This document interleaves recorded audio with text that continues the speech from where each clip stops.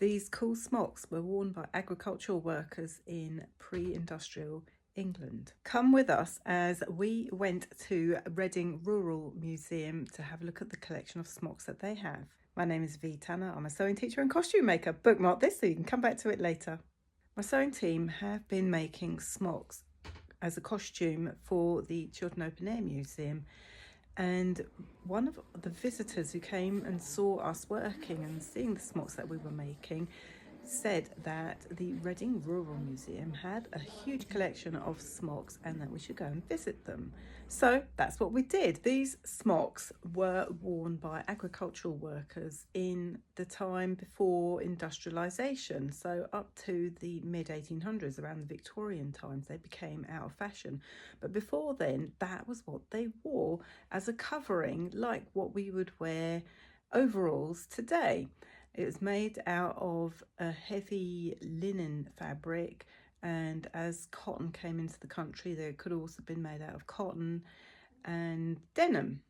The characteristic of this smocking is this kind of pleating effect here, and then embroidery that attaches all these pleats together. It makes a kind of elastic kind of fabric before elastic was ever invented, and it made the garment more wearable. It gave it a bit of structure. They were also heavily embroidered, or sometimes not in some cases, and often these workers had a set of two, so one that they would wear every day for work and one that they kept nice and clean for their Sunday best.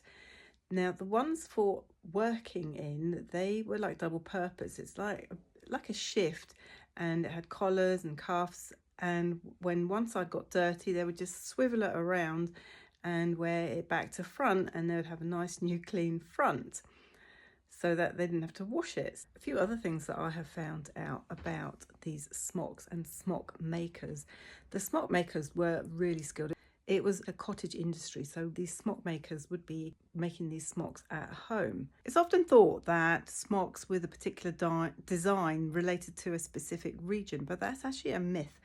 What probably happened was that a smock maker had their favourite design and they would be making it for the people in their village or their area, and that's why a particular smock might be associated with a particular village or area. We had the lovely Ollie show us all the smocks in their viewing gallery, and he got out loads of smocks for us to have a look at so we could examine close up with our gloved hands and see them inside out, and some of them are just really, really delicate. It was absolutely fascinating, and then for each smock there was a story attached to it, so Ollie could tell us who owned the smock, when they used to live, and whereabouts they used to live. It was absolutely fascinating.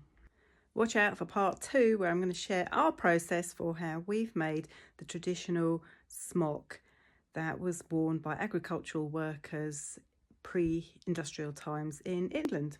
Follow me so that you can get part 2 as well.